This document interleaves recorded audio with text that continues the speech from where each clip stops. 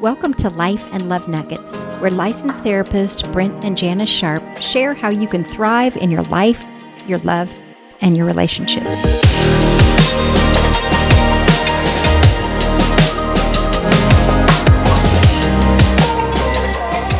Hello, welcome to Life and Love Nuggets with Brent and Janis Sharp.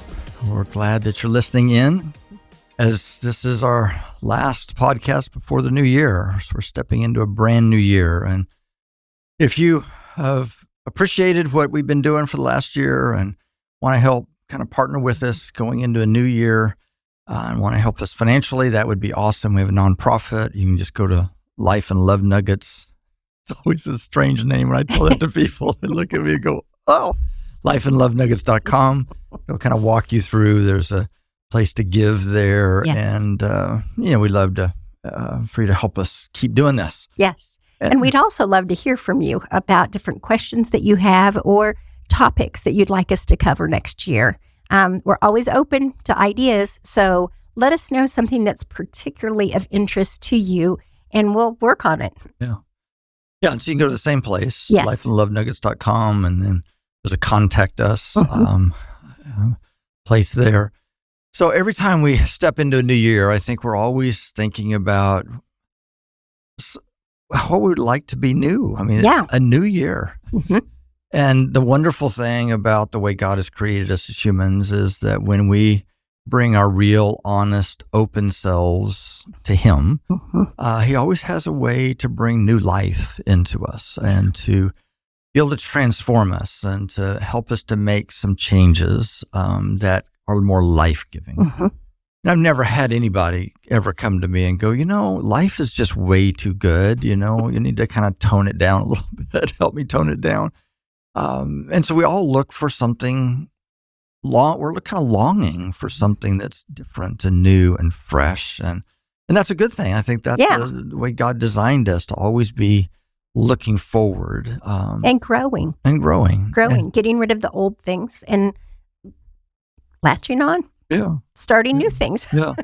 And there's always there is a way to do that. But how do we do that? And we believe that it really starts with good self-awareness. The more I'm aware of myself, and not only of the things that way God has created me, the strengths to be expressed in the world, but also what are my shadows? What are my places that those strengths to their extreme aren't helping so much? Yes. And so we're going to look at something that we talked about earlier in the year and revisit it a bit and look at this idea of transformation. Mm-hmm.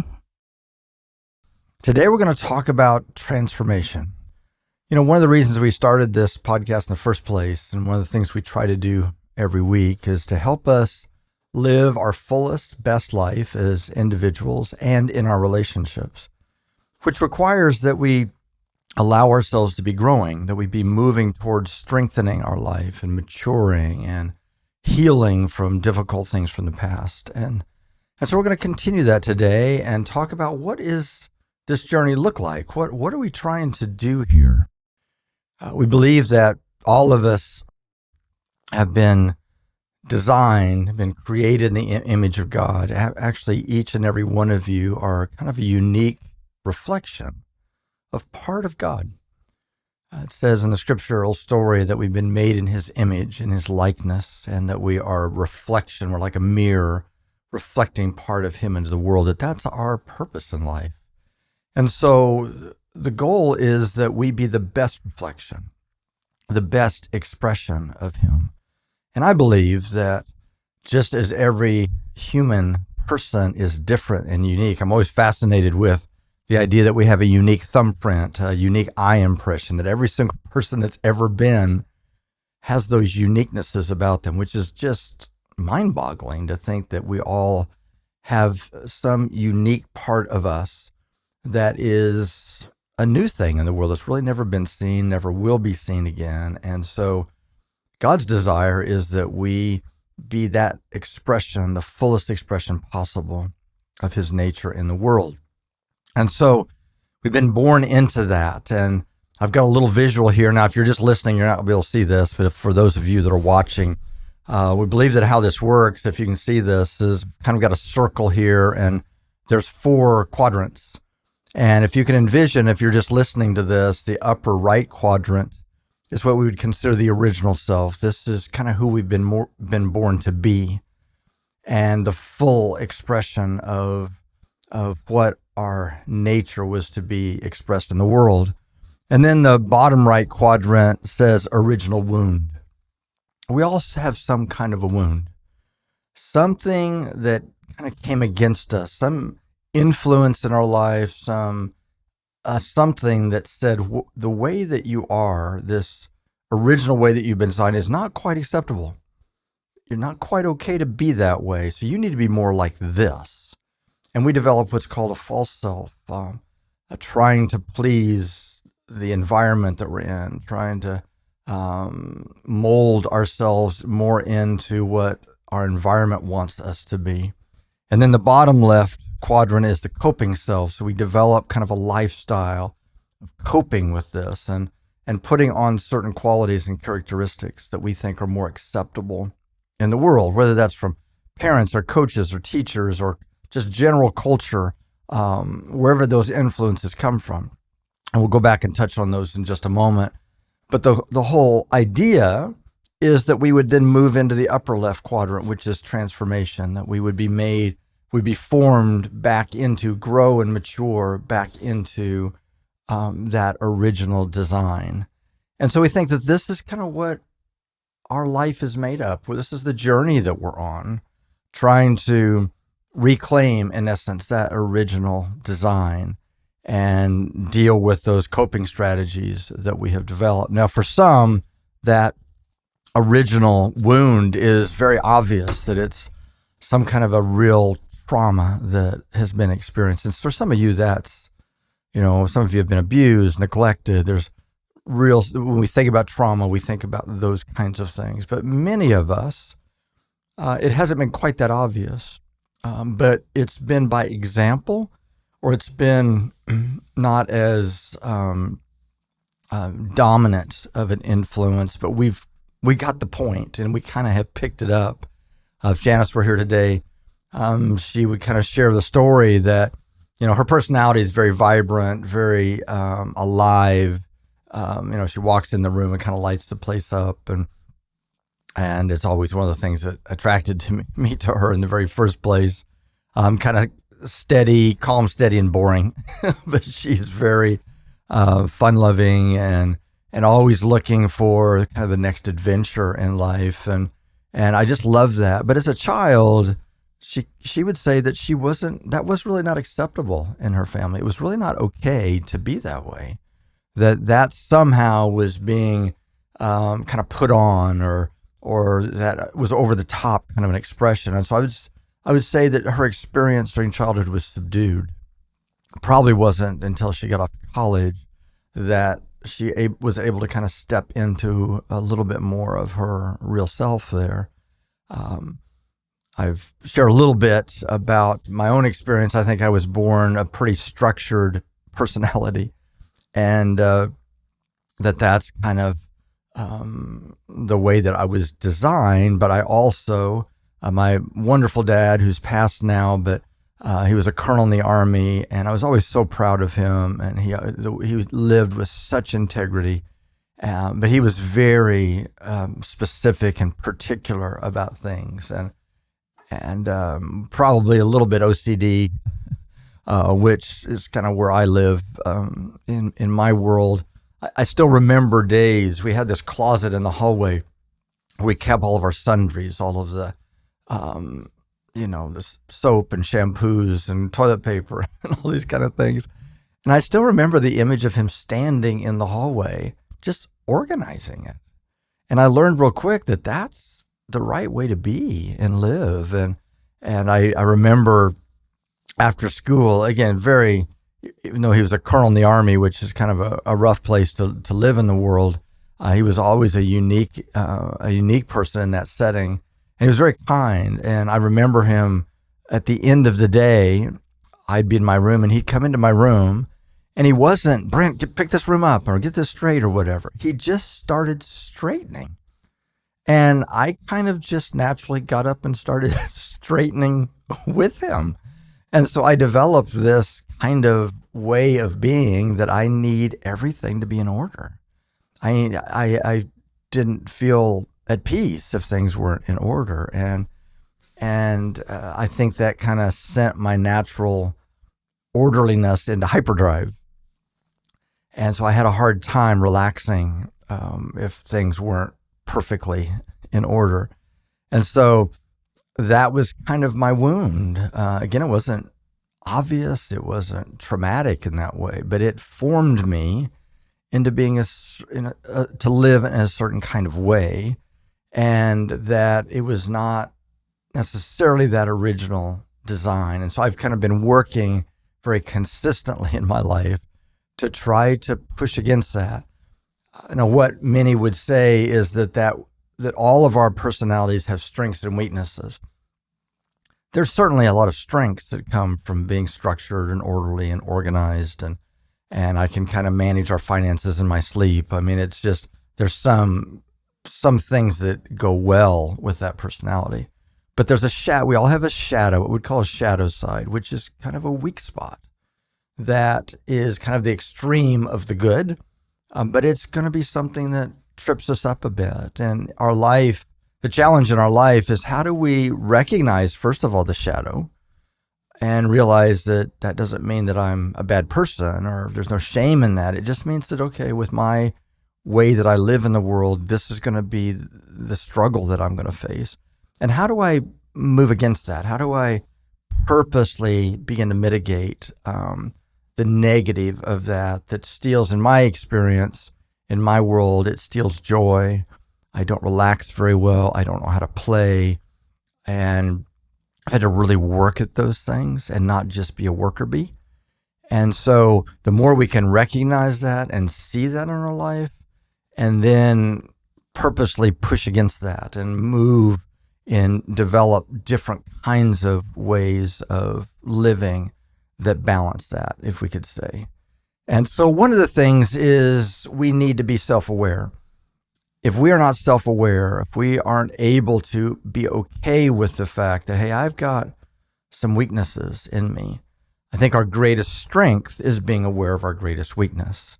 So if we can be aware of weaknesses or shadows that limit our life, then we can actually do something about that. If we're not aware of that, then we're going to be blind to it, and we're not actually going to be able to change.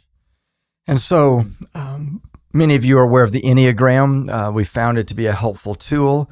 It's been around for centuries. It was used a lot in spiritual direction in many faith traditions. But it's kind of taken a resurgence. Some of you may know of Ian Cron, who's written a book called The Road Back to You, and he's written a new book called about the stories that we live in. And he has a podcast called Typology, and it's just really helpful where he interviews different types. And if you're not familiar with the Enneagram, it kind of expresses personality structure as 9 different types, 1 through 9. And it suggests it's like a story that we live in. And where my wife Janis lives as kind of a 7, which is she's kind of looking for that next fun adventure. And there are certain things that she has to do to kind of manage the shadow of that. Well, I live in kind of a one world, and we all have a wing, which is kind of the one that's next to us generally. And so I'm also a peacemaker, which is a 9, but my 1 is the reformer, and I just spend my life trying to make things better. Now, I've been a counselor and a pastor for 40 years, and so it kind of fits in those roles to help people grow and mature and come alive and be transformed in their life. And yet everything in my life kind of lives in that story. And so one of the challenges that my shadow deals with is I need things to be just right. That I'm not very comfortable if things aren't just right. And it's been a challenge for me to live in that story for all of these years. And so I can walk in a room and everything be in order and everything be wonderful except for one thing. That's what I see. I grab a hold of that and it's like, how can I fix that? How can I make that better? Some of you are going, oh, bless his heart. Yes, in some ways, it's a challenge. And so I'm not able to enjoy the majority of what I see. It's those things that I see that aren't quite right. So at our office complex here, I walk onto the property, and the first thing I see is a piece of paper over here that shouldn't be there, or a limb that's fallen over here, or whatever. Now, again, that's not all evil. That's not bad. There are some good things about that. I make sure that our properties always look really nice, and there's good in that. But I have a hard time relaxing, and I struggle with joy and finding things that I really appreciate and being focused on things that I appreciate. And so as an example of this, a couple of years ago, Janice and I decided that a home that we've been living in for 25 years now, all of our kids are gone, and we still have bedrooms for all of them, but they're gone and married and have their own children now, and we wanted to kind of keep our family home, but we also wanted to do some stuff to it. And so we did kind of a post-empty nest remodel, and I like to kind of do this work. It's the one thing in my life that actually I can do and it gets finished. As a pastor and a counselor, people are never finished. And so there's always that continual undoneness in all of us. But if I remodel a bathroom, it's like finished. And I go, wow, I did that and I love it and it's done. And if I finish the bathroom and walk in and the tile doesn't complain to me, doesn't go, I don't want to be in this bathroom anymore. I want to be someplace else in the house. It's satisfied. And so I've always kind of enjoyed doing that kind of work, but I don't have a lot of time, a lot of margin in my life. So I don't have lots of hours in my days to do this, but we decided to do a top to bottom remodel. And because I don't have a lot of time to do this, it took almost a year to really finish it. And we were coming up to where we just about had it finished. And I would say 95%, I always say 98%, but only a 1 would say 98. So let's say 95% I was finished. And I had this punch list of things that just weren't quite done yet. And so I thought, oh my gosh, I just need to get this finished. And every night, it was a busy season in my world. And every night I came home and it was like, this isn't done yet. I need this to be finished. Because if it's finished, then I can really relax and I can enjoy what we've done here. And it'll be awesome. But again, it wasn't quite finished. But I could tell that I was losing joy, that I was getting irritable and anxious. And I really felt impressed. Now, at first, I knew that this had to come from the dark side. I felt impressed that I needed to do something purposely to push against that shadow, that part of me that just can't relax and enjoy and appreciate. And so I felt led to take 30 days and not finish it. Now, again, the very first time I thought that had to come from the dark side. And I felt impressed to just come home every night and take about 5 minutes and walk into one of the different spaces and just sit there and look around.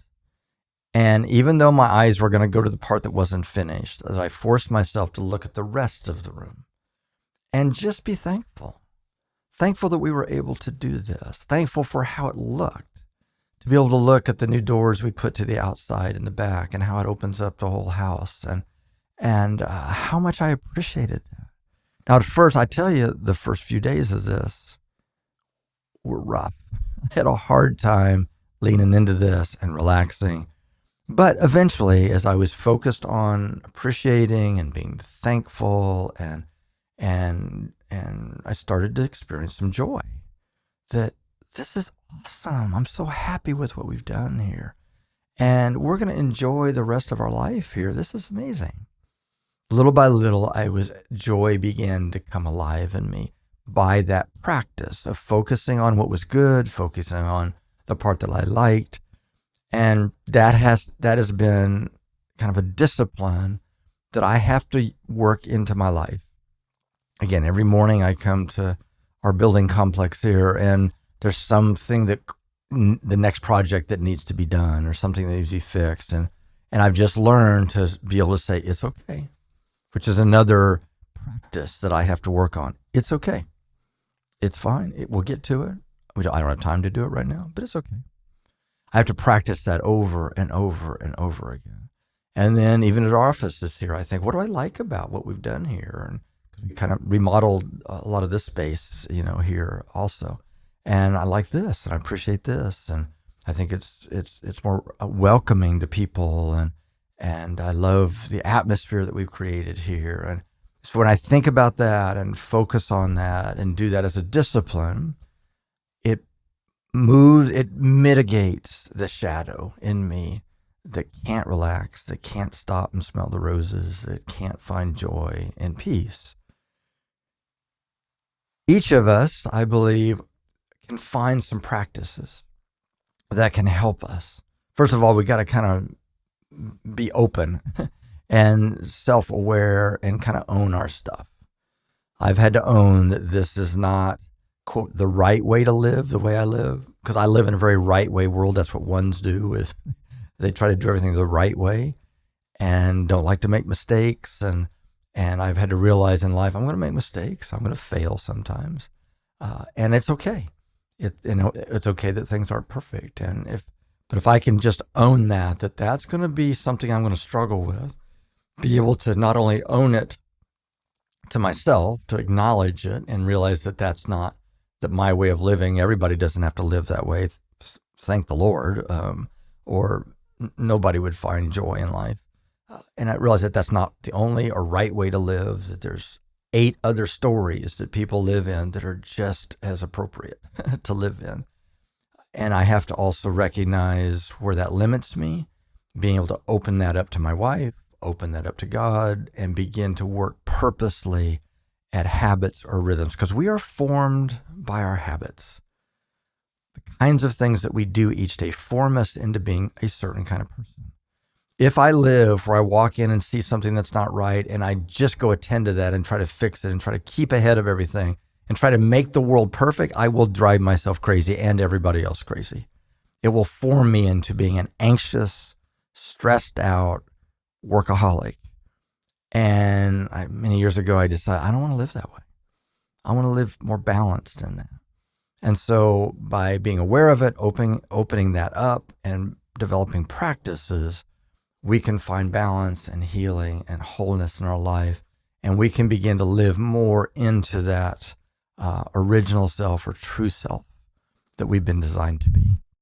So next time, we're going to talk about some practices, some of the other stories that people might live in, that you might find yourself in, and what are some rhythms or practices that might be helpful for you to be able to walk that out and find health and balance in your life. So for today, go in peace. Just believe Janis is going to be with us next time. So it'll be a lot better next time. It's going to be awesome next time. So, but in the meantime, go in peace. Bless you as you go. The Life and Love Nuggets podcast should not be considered or used for counseling, but for educational purposes only.